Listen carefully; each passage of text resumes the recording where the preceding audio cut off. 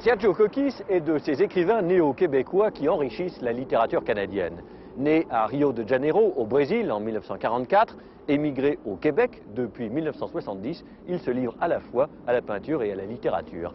L'un de ses romans les plus célébrés ici, Le Pavillon des Miroirs, reparaît en France aux éditions de l'Aube. À dire vrai, on y perçoit davantage les effluves brésiliennes que les senteurs québécoises.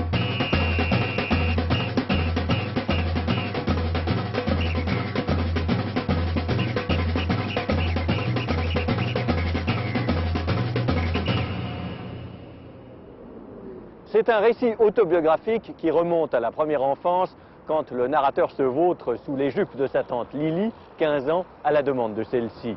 Le ton est donné dès les premières lignes. Le Pavillon des Miroirs est le roman de l'éveil de la sensualité dans une ville aux prises avec le carnaval, la foule, les déguisements, les désirs rendus tout à coup légitimes.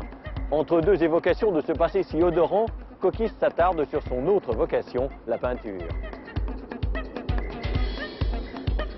À la violence toute sud-américaine des personnages des origines, succède le calme ordonné et confortable du Québec de la majorité. Coquis a fort bien compris que l'exil n'est pas affaire d'éloignement ou de kilomètres, c'est une façon de se percevoir soi-même. Lui n'existe plus que dans cette dissociation qui, somme toute, n'est pas tragique. Il s'accommode assez bien de sa double vocation et de sa double culture.